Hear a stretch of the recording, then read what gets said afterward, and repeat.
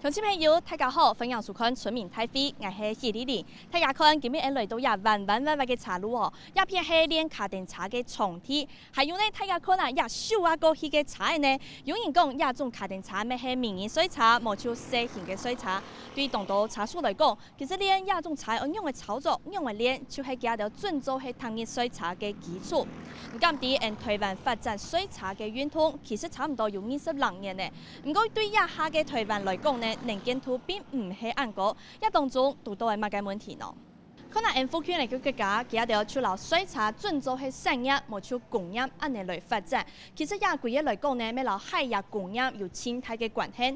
因台灣咁有安尼嘅環境、安尼嘅條件，好好來發展一項運通產業咯。因其實看到其他嘅國家發展到咁樣有規模，因台灣咁聽得到世界嘅腳步，也是 NTPA 有請嘅呢度來賓，還有好高才嘅鄉親朋友，去向下來討論，咪請向下來關心。開會了！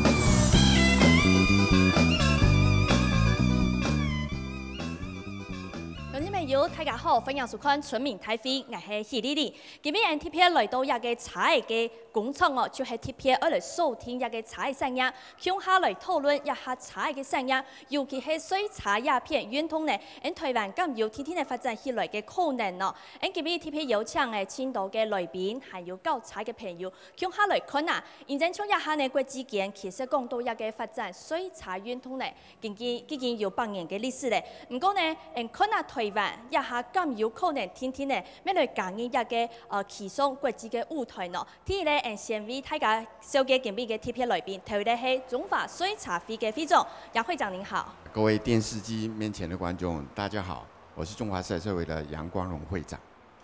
謝謝會長。第二係中華水茶競速競技協會的理事長盧理事長，您好。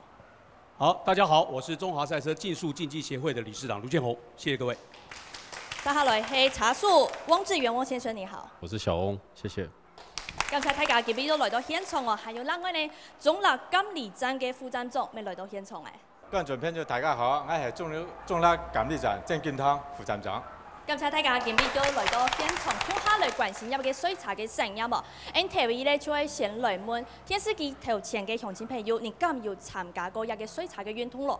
無論講你係有試水茶，還係講你有參加去看那個水茶嘅比賽，還係看其他嘅電視轉播都做得咯。NTV 咧就係先來看下認真一個水茶，其實真見係本青島種哦，尤其來看下。海雅族呢？海雅族地度呢？嚟看啊，一個比賽茶輛哦，其實就有本州幾下種哦。嚟看到像方程式賽車，另外還有房車、超跑、小跑車、卡丁車，另外還有拖拉庫、卡車、吉普車，色彩算起來係青島哦。還有呢，接下來帶大家嚟看啊，台灣一個水茶產業20年來發展到樣嘅咯。嚟帶大家嚟看下一種圖哦。嚟看下一種圖呢，其實係一個海雅汽車的這個4輪賽事哦。我們來講到說，這20年當中，我們從這個比賽的賽事參與人數來看，我們現在台灣這個賽車運動的參與人數到底是如何呢？我們有請中華賽車會的楊會長一起來，我們的台前一起來看哦。會長，請問像我們這20年多來哦，賽車的運動。這樣算是發展得多還是蓬勃？算是這樣嗎？我們原始開始是1994年開始，1995年的時候，我們從零的開始到變成已經有1100多個參與的人。我們不能把這個人口多少跟其他運動來比，因為它的是要車子，而且是要很花錢的啊，跟一般運動不一樣。所以這個我們開始的時候，第1年的時候是不錯了，很快就進入這個狀況。但是因為那個時候主要的能夠很快速的從零開始一下到這裡，是因為有當時的很多的香草漁業的贊助因為當時是沒有禁漁害的防治的問題，所以很多的資源來自他們的贊助。第2年1996年的時候，那我們就是開始這個禁漁了。马上没有了这个广告的赞助的时候，我们的人口马上就掉下来。所以政策的影响会，政策跟经济是绝对跟赛车运动有关系的。经济像是发生了国际间，比方说金融波动的时候，我们的人口也会降下来。那基本上如果没有这些太大的变动的时候，我们人口呢，其实在大家的共同努力了，它是一直在每年都在慢慢的缓慢的成长。2012年的时候哈，突然间我们的运动人口突飞猛进。为什么会这样呢？从1000多跳到4000多，2倍的成长。因为过去我们只有一个小小的赛车场叫龙潭哈，那所进行的游戏都是比较入门的很普及性的，但是看不到一个跟国际一样的东西。2012年的时候，大鹏湾落成了，这是一个国际 FIA 规格的赛车场。我们看到这个赛车运动可以跟国际接轨了，所以大家觉得希望来了，终于台湾的赛车运动可以真的爬起来了。所以这是第一次我们大鹏湾带动之后，算是正式人数冲到新高的时间点。对，这个是一个最主要的，因为有一个大家看到赛车运动的希望。但是到了2014年的时候，我们发现又掉得很可怕。从4000多掉到1000多，回到20年前的水平。为什么？主要原因因为我们有了大鹏湾，但是我们本来的基地龙潭赛车场关掉了。当这个关掉以后，我们的入门的人口就大大的受到打击。您说的是入门的人口？对，因为那个是基层人口，最主要衬托这个运动的，他能比较用低的消费负担得起的，而会去玩赛车。今天大鹏湾消费非常高，你没有那个钱，我想玩也玩不了。所以今天我们碰到一个困境，就是说赛车场是整个运动的关键，经济是一个关键。如果我们在这2个事情上面能够有了好的处置，台湾的赛车运动是很有前途的。好，谢谢会长。那下一步呢，其實繼續來講到亞嘅重天呢，其實啲客家中一下啲苗栗嘅3萬天氣，睇下咩啲潛意嘅好嘅水茶重天，一下人停定幾隻腳鋪向下去看啊。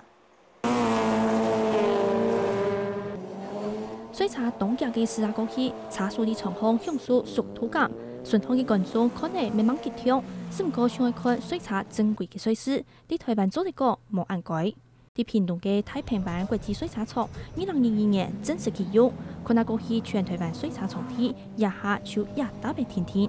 那以國內賽車目前的環境來講，以房車來說的話，就是我們的場地是極度的缺乏。目前只有大鵬灣一個賽車場，那未來可能台中會再開一個賽車場。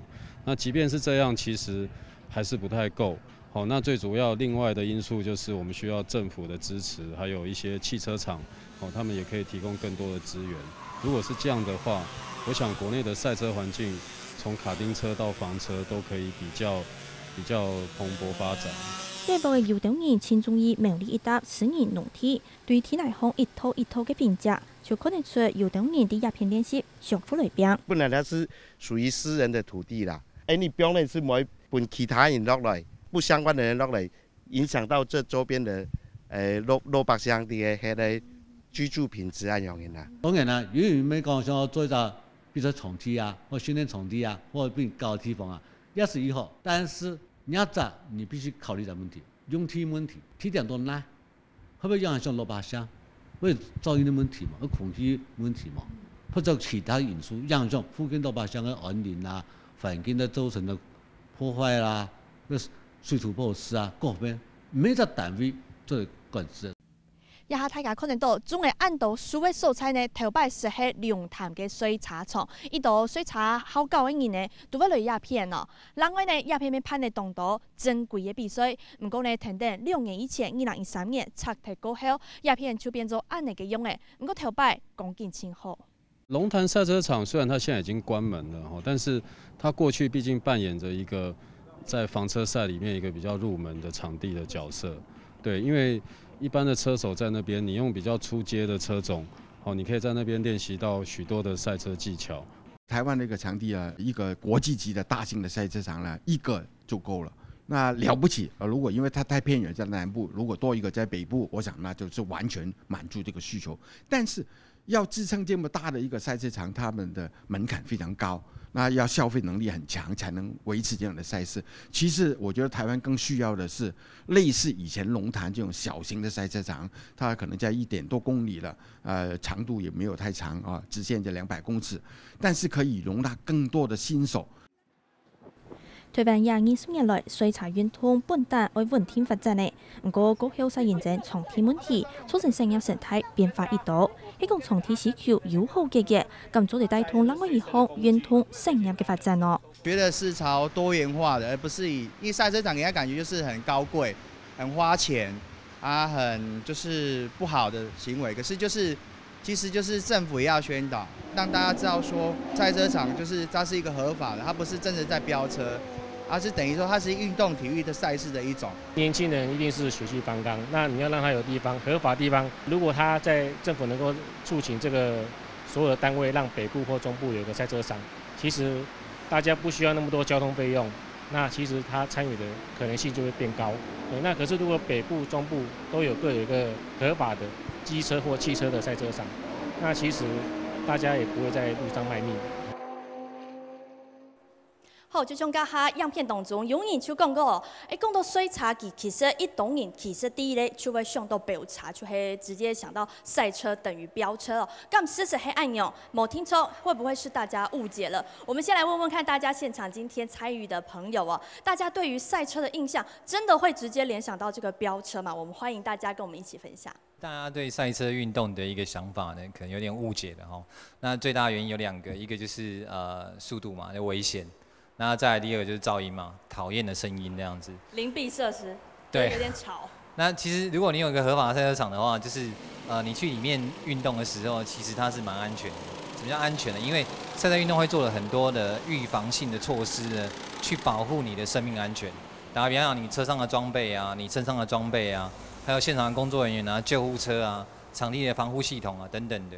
那另外一个就是说其实大家在一个环境里面呢，那如果那个场地的分贝等等都是比你在路上，比如晚上突然间一部改装车这样咻过去，你就觉得不舒服，对不对？对。可是你在赛车场里面是享受那个气氛，那个欢乐的气氛，同时也是放松你身上的压力。那我想这个是台湾目前很需要，因为其实台湾的工作压力也很大。那很多人赛车为了赛车，并不是真正的要去成为什么职业车手，就是纯粹发泄压力而已。不错呢，从家下。也先生呢，就同大家分享哦。无听从呢，飙茶係無共用嘅想法，無聽從係誤解嘅。還有呢，今日 TPA 有請嘅日下嘅茶樹，甚至有啲必須嘅黃先生嚟到現場哦，請佢嚟同大家分享一下，做了一個茶樹哦。作為一個車手呢，像翁先生，您實際有人會把您跟賽車會跟飆車聯想在一起嗎？在過去其實是有的，因為。对，但是如果透過不斷的去參與賽車的運動的話，其實你會發現賽車跟飆車還是不一樣，因為賽車主要是它在一個安全的場地，好，然後做一個競速。所以其實賽車是非常安全的。賽車其實是安全的。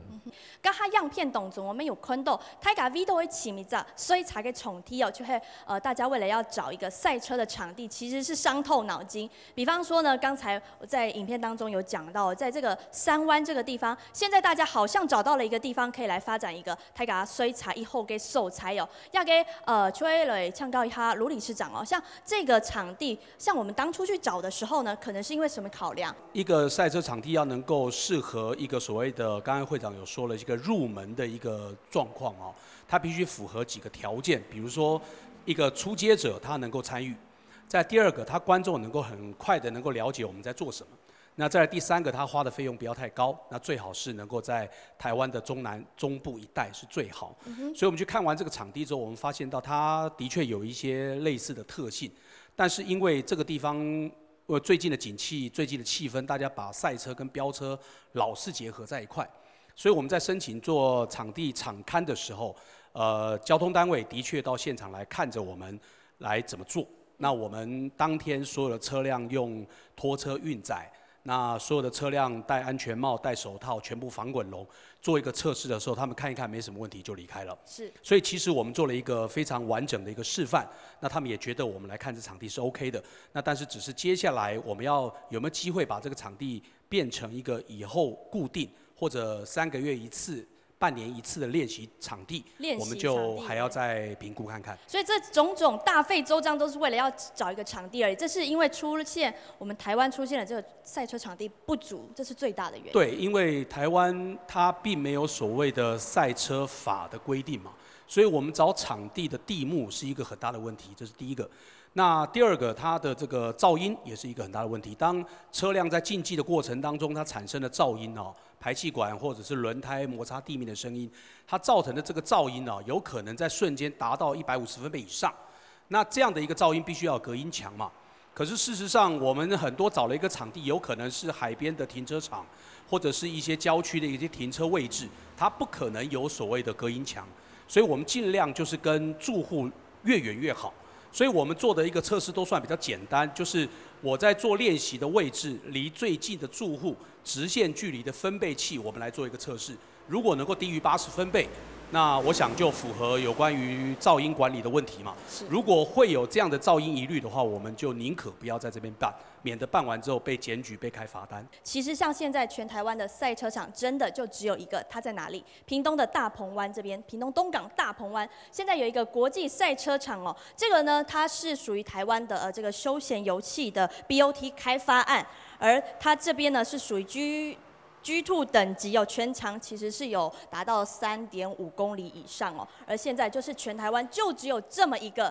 那刚才呢，大家一直提到的就是说，在这个龙潭赛车场的地方哦，我们来看到，可是龙潭赛车场曾经有，而且光景非常的好，可是它在2013年才前2年已经关闭了，所以现在是不是造成大家全台湾没有地方去？然后大鹏湾这里又是不是有一些其他因素考量，造成我们现在玩车、赛车的人士没有办法集中起来呢？还有另外一个，我们来看到啊，像其他地方也是很多人在找一个新场地，尤其是在台中这个地方。台中现在呢有民间的这个集团呢，他准备在这里做一个赛车新乐园哦。但是现在问题卡在哪里呢？他已经送出计划，而且正在环评当中，所以是不是卡在这里，他没有办法过关，造成后续的场地问题，他没有办法得以解套呢？这或许是我们等一下继续来讨论。那另外我们可以看到花莲这个地方呢，也是有在讨论是不是要来盖一个新的场地，这些其实在都会影响到像这个运动的产业发展哦。那我们也想来问一下现场非常多参加这个赛车运动的朋友您是不是有实际到这些地方呢？来驾车啊，来享受速度的快感？欢迎你跟我们分享一下您的看法。其实大鹏湾对台湾现在来说，它是一个非常不错的场地。那可是它限于在于说，它在我们台湾的最南部。那我们中部、北部的车手，或者是想要参与赛车运动的人员，我们去那边太遥远。像刚刚影片也有说到，那我们之前龙潭赛车场，那虽然它场地小，它的重要性是什么？它的重要性是大部分的民众想要参与赛车运动的人，它门槛较低。像我们以前练车，可能我们200块、300块，那我们就可以进去练个15分钟。对，那非常适合大部分的车友去做练习跟发泄的管道。可是现在就没有这样子。对，非常可惜。是，好，谢谢。谢谢。谢谢。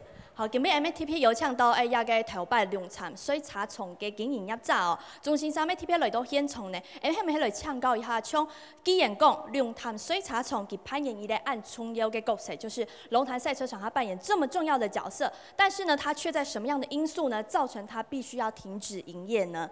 第一个就是法令的问题嘛，因为它虽然存在历史很久，可是它土地的使用的那个目的不一样。比如它不是油气用地或是建筑用地，那台湾的法规里面就是说它是属于农地。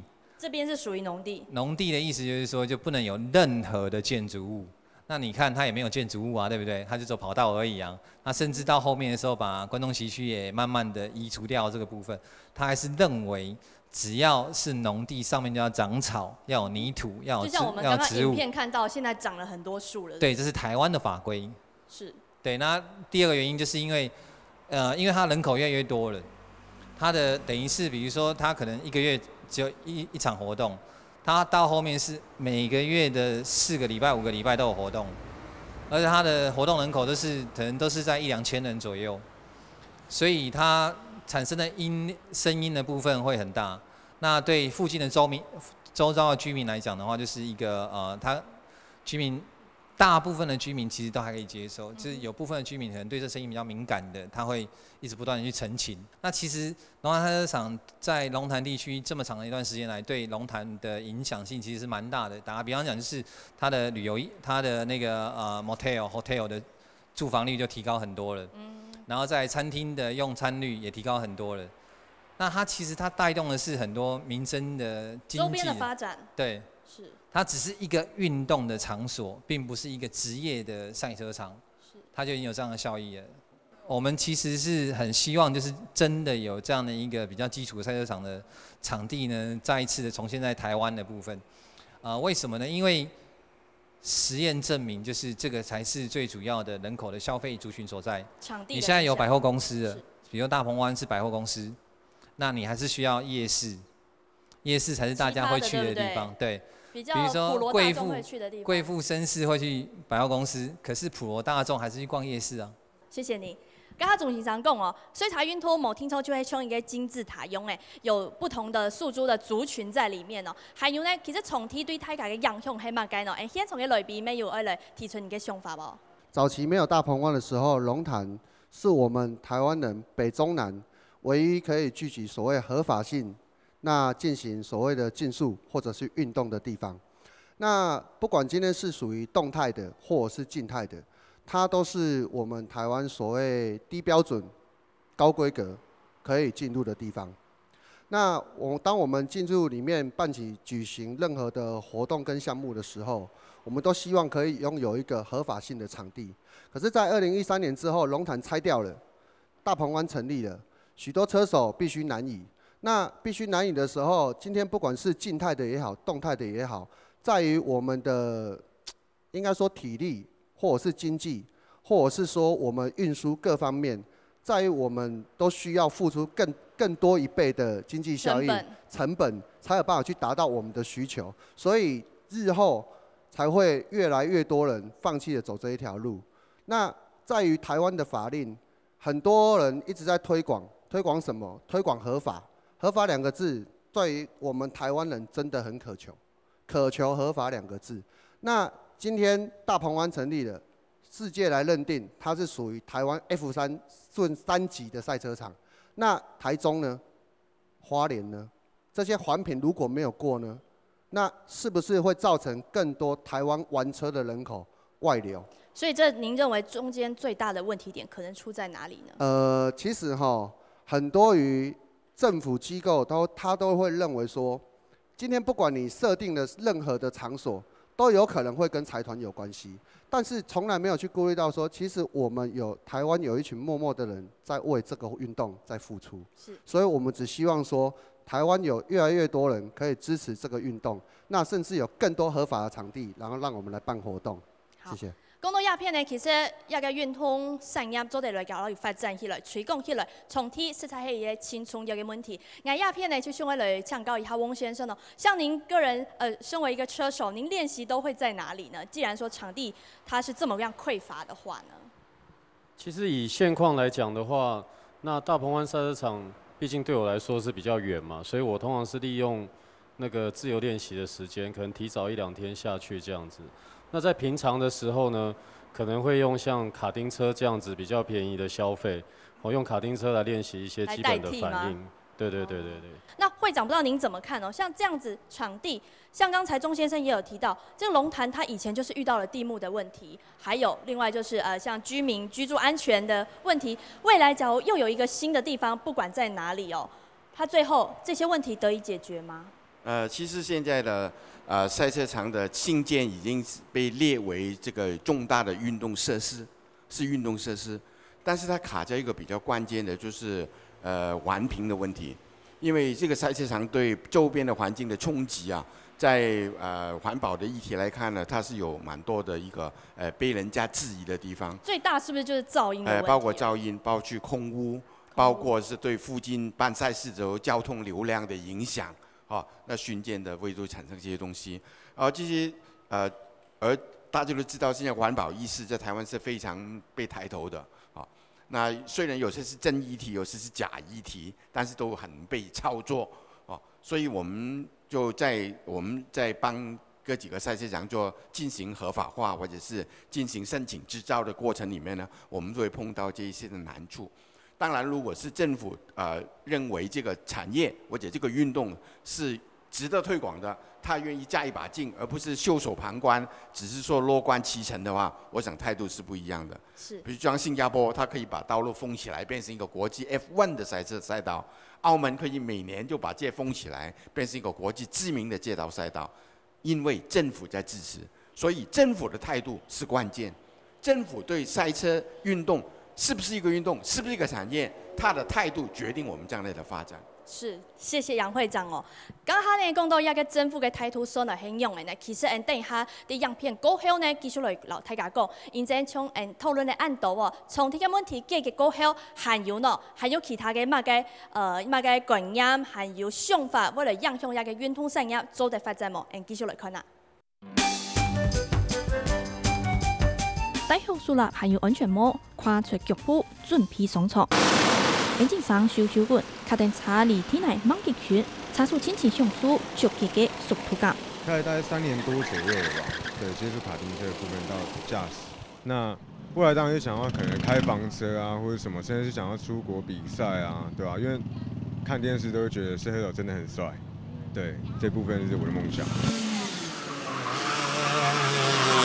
前当年都牢記向陽，控制行道路，向着夢想加速行港鐵。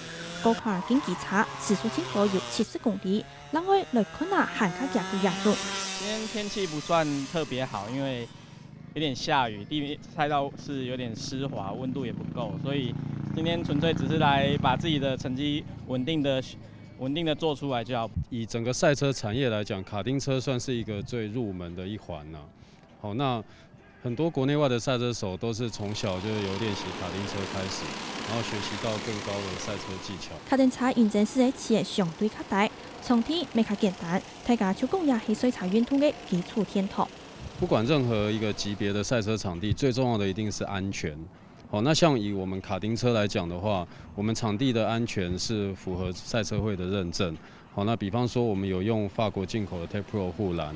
去緩衝撞擊的力道，那我們有足夠的緩衝區。那以房車來說也是一樣，比方說像大鵬灣賽車場，它也是必須要符合 FIA 的安全規範。目前用登記項目要求未行較高，要譬如水車數，樣樣準備都要一步一步做好來，觀念未會革新。我們現在台灣發展賽車運動還有一個瓶頸，就是競技的問題了。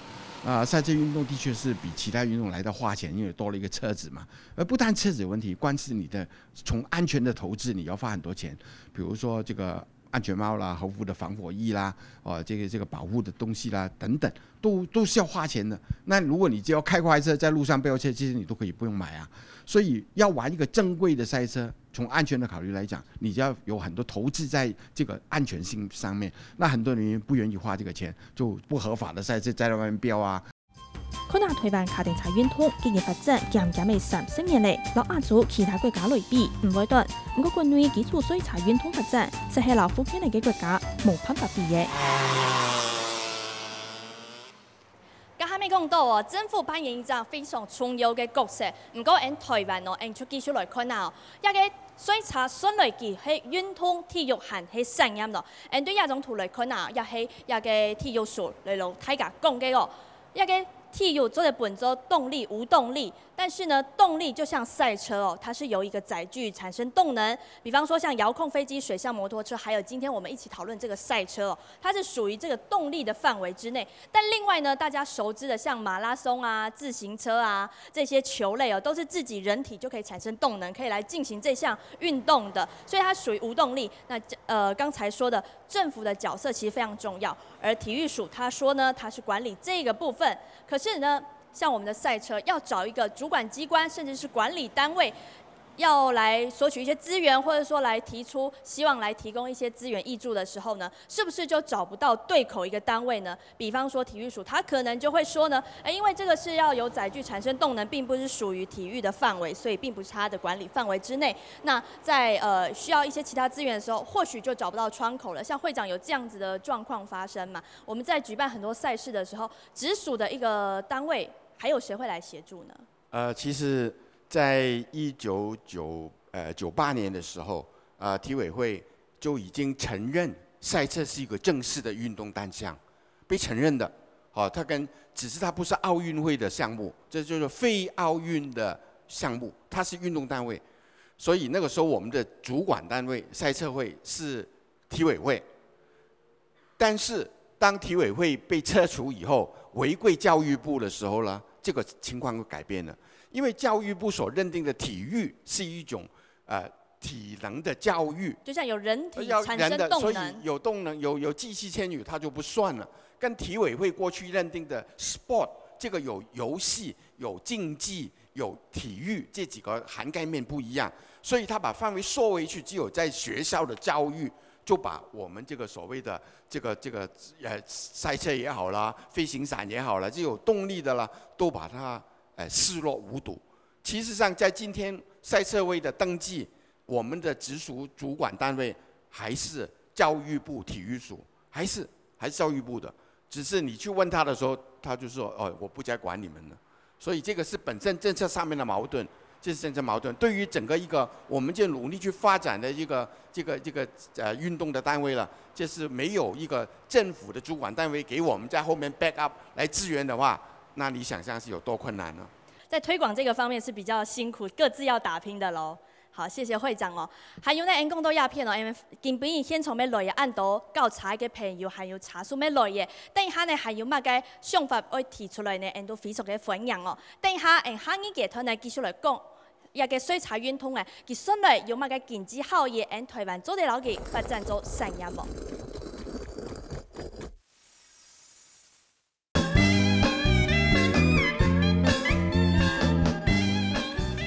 繼續進到節目嘅現場哦，今本嚟講到一個水茶，鄉親朋友，你搞過水茶冇？你有實際去水茶冇？還有另外呢，你是看過冇？嚟講到啊，一個水茶敢係大家人人玩得起呢？因為佢嘅經濟門檻可能會較高啲嘅。對一張圖向下來看啊，其實講到一個嚟加入水茶嘅運通哦，佢敢係按規呢？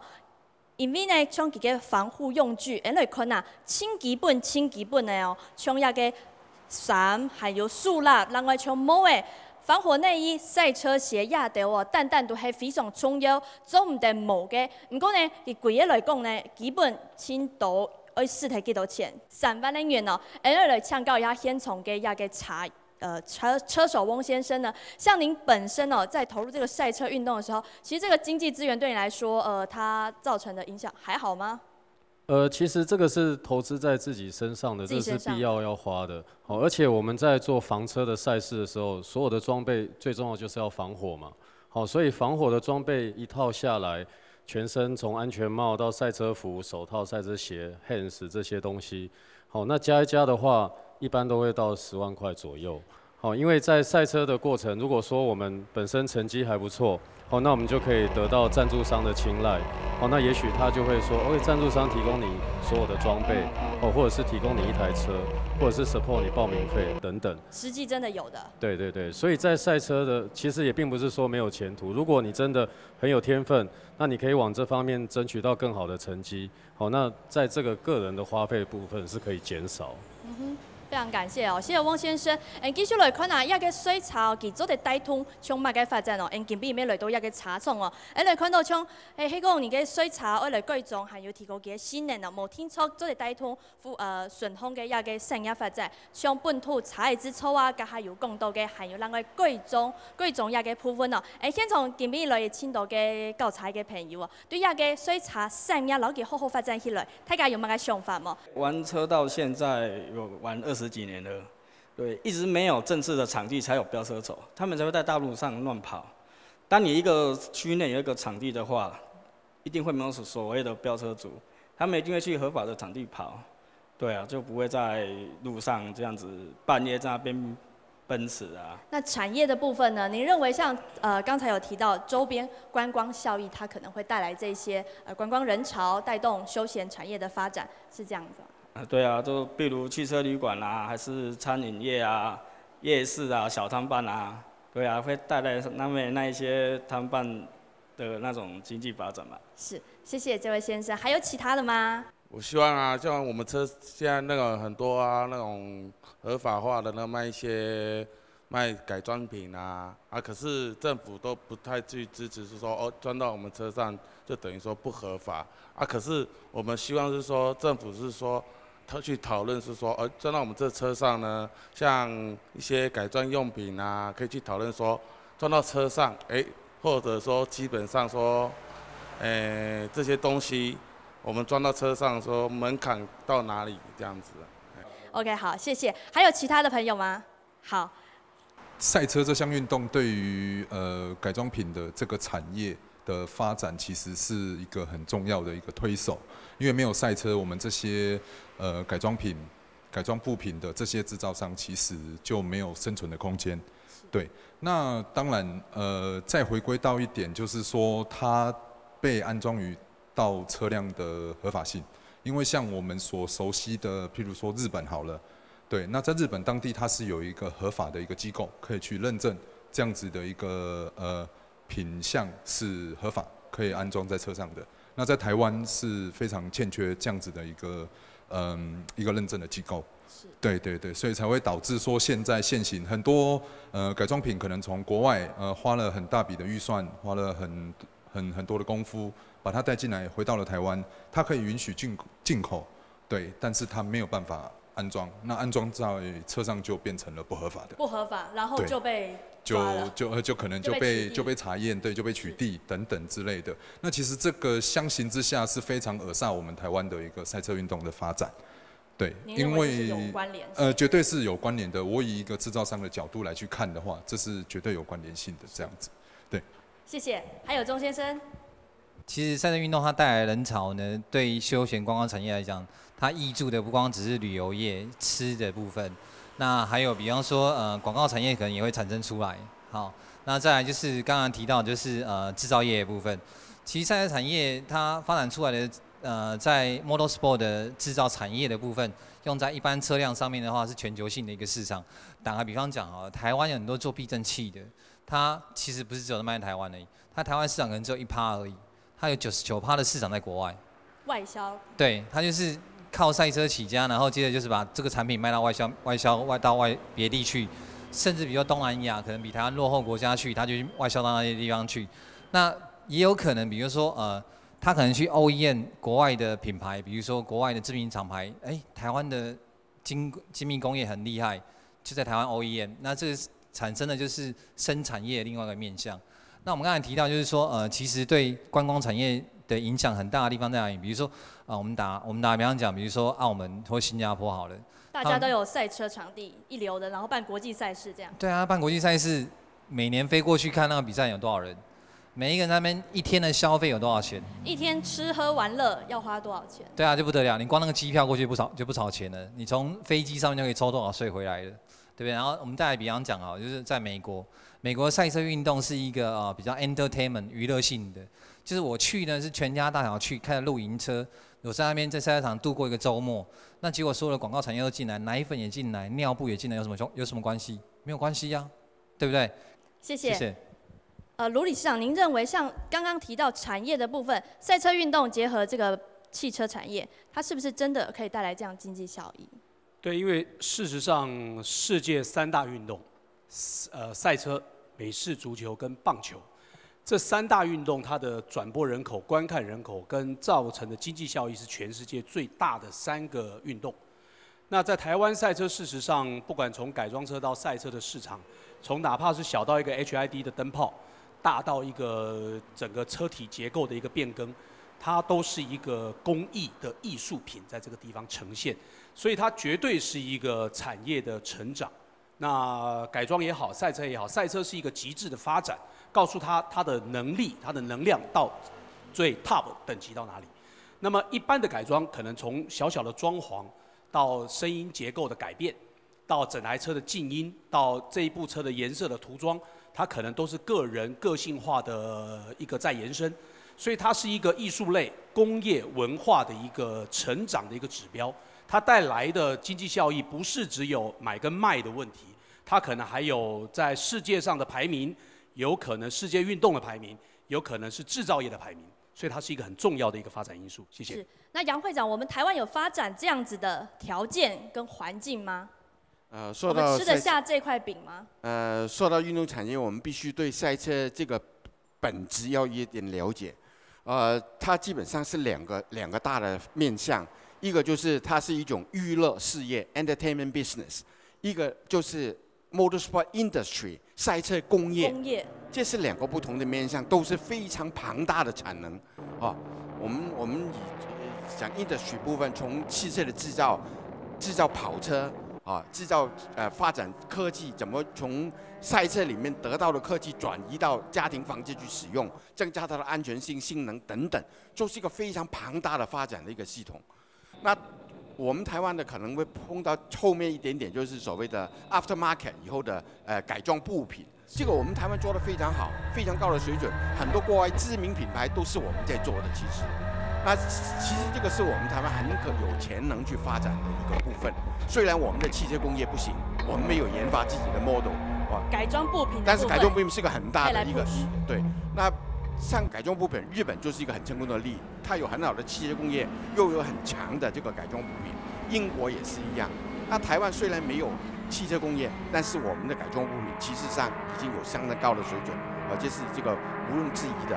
那我们最回归一个现实面已经呈现，也许大家不知道，我们的台湾做的安全部品的这个产业已经非常蓬勃。我们有10几个品牌是台湾做，卖到全世界去，经过 FIA 认证的，包括赛车椅，包括这个安全带，包括防火衣、手套、皮鞋等等，都是台湾自有品牌，已经卖出去了。这是我们看不到的。虽然它卖台湾很少，但是卖国外已经很多了。这是我们可以发展的一个方向。完全是合法，完全是有 market 的一个东西。那我们比较缺乏的，到目前是在整个 entertainment business 上面，这一个大半部完全没有开发。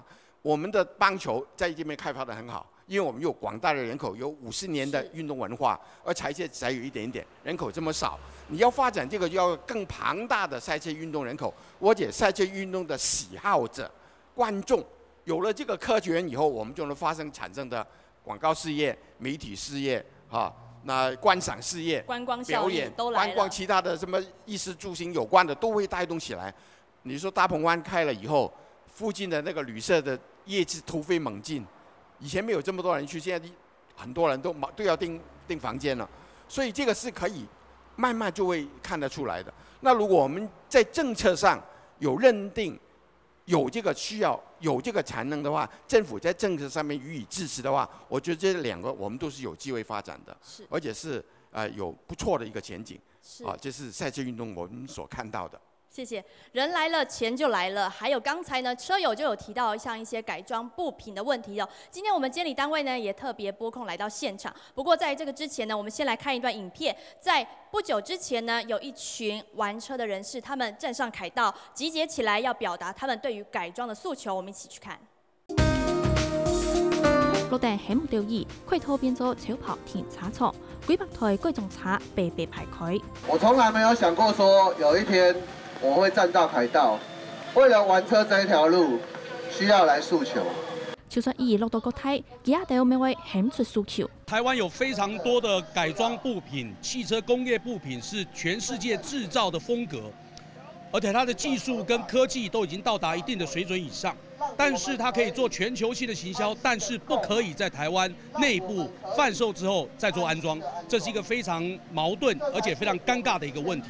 台灣青年來到亞整治貴重合法化，將條者來到修車廠，師傅無限汽車，當地不用車誒，什麼歌？我們現在看到這個是引擎式的拉桿哈，那這個只是提升我們過彎的這個操控性。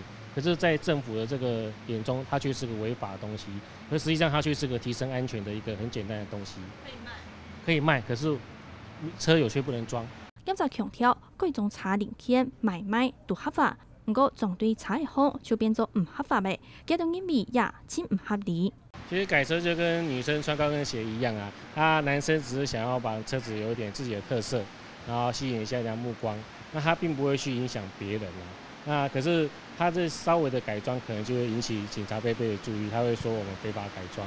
我們希望政府能夠成立一個部門哦，那把所有合法的東西那公開給所有的車友，那車友們在政府這個合法範圍內去提升自己的這個性能。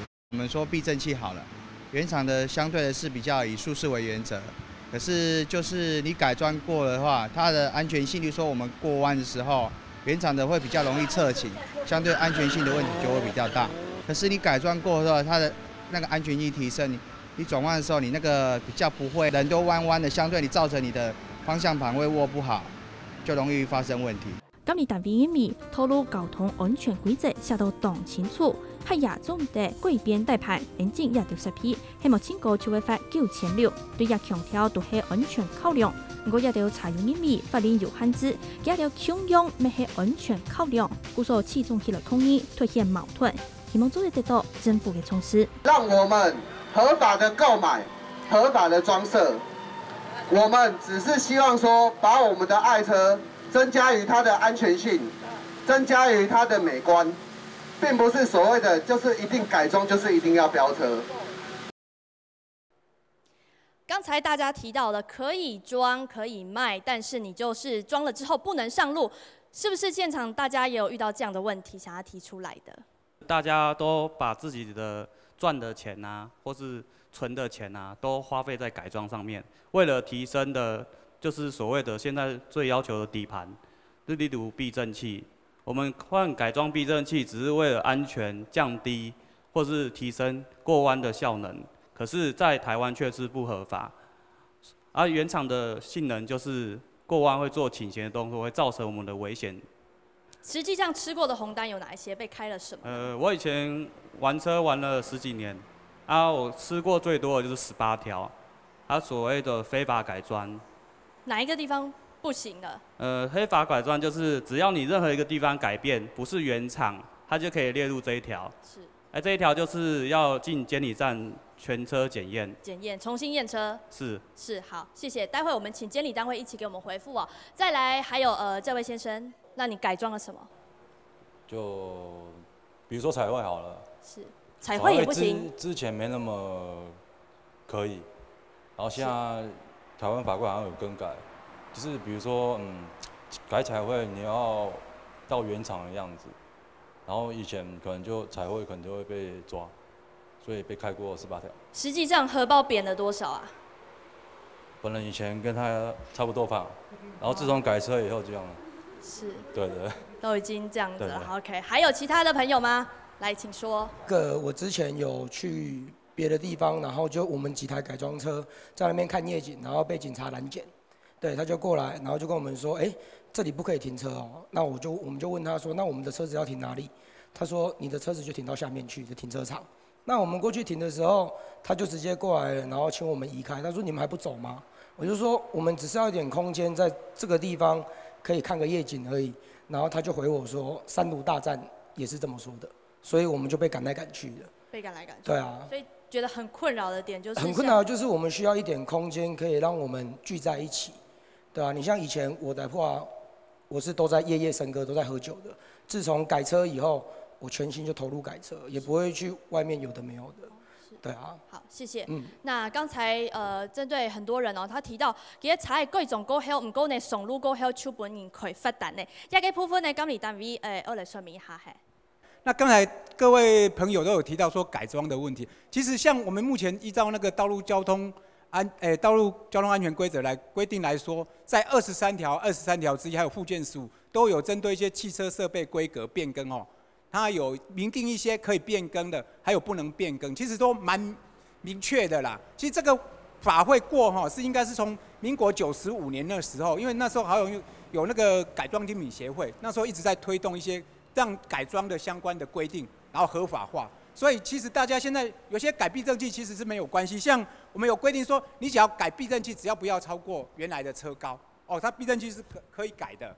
所以很多相关的规定其实是有在改变啦。还有另外就是刚才有提到说，为什么国外的车子进来，零件进来，然后在台湾没办法装可以卖。其实车子来讲零件来讲是并不见得每一台车可以装同样的零件。就像一般车子在制造的时候，我不晓得大家知不知道，一般在制造的时候，它只要改一个小改款或大改款，你当零件一变更之后，他车子都要去跑的，跑3万公里、5万公里、10万公里去做耐久测试，所以其实也是为了安全的。你只要零件一改，其实零件真的很好，可是你没有经过耐久次，没有经过说跟这个车子到底搭不搭配，其实安全上真的要打个问号。好，谢谢科长哦。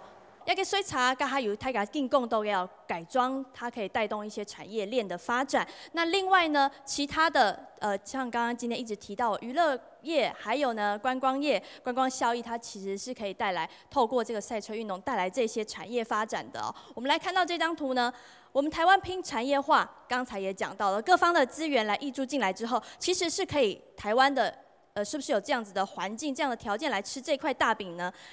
我们今天节目进行到这边，要请会长来帮我们总结。赛车这个方面来看，第一个，我们产业化会带来的东西，第一个我们需要的是什么？需要更多的专业人士。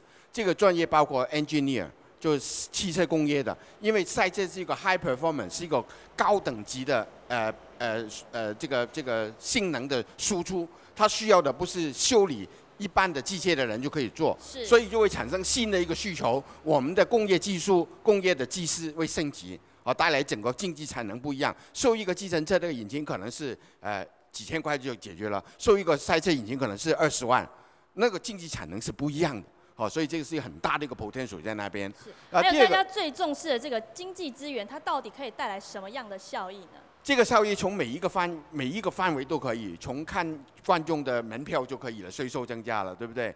那从你的周边的衣食住行等等带动，从改装部品的用到赛车上面去，不断的研发更好的，这都是不断的，而且都是高价位的产品。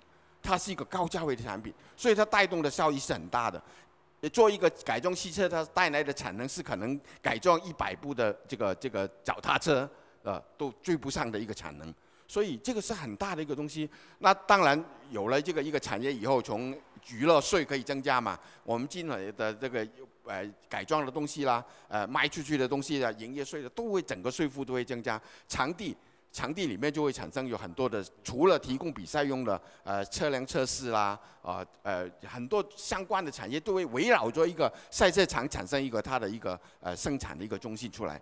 所以在这个情况里面呢，只要我们做好的是什么呢？我们真的是把赛车的专业做好。所谓赛车专业，就是在一个安全的环境里面做出公平的比赛。因为一旦不公平，你的改装部品就没有办法证明你是比别人好，你就卖不好了。所以怎么做一个公平的比赛，一个安全的比赛？我们说赛车运动永远记得它是危险的，只是因为知道它危险，做了很多的安全的投资，把它的危险降低。这就是我们赛车推动着赛车运动真正的精神所在。有了做好这两个，我相信产业后面的就会发生出来了。是。谢谢会长哦，也非常感谢大家。其实放眼国际呢，我们今天说到这个赛车运动哦，我们台湾周边的国家，大家其实都发展的有声有色，但是为什么唯独我们台湾有这样子的环境，有这样的条件，却没有办法好好的看到它从稳定发展之后继续锦上添花，继续发展得更好，反而是停滞了20年之久哦。这中间是遇到什么原因呢？我们今天也针对这样主题来做了很多的讨论。还有呢，就刚刚提到的，它其实带来后面的效益是非常的多。还有我们提到的这个澳门呢，它其实也有发展这个博弈啊。今天我们大家一直提到的这个观光产业、观光效益，它可以一直被带进来。我们台湾发展了这个赛车运动、赛车产业之后，是不是也可以一起享受到这样子的利多呢？相信这个是未来我们大家非常期盼的。我们未来的这个台湾赛车运动产业有没有办法跟国际接轨？相信大家是非常乐见、非常期待的。今天也非常感谢大家一起来参与。感谢大家，按着 say 什么？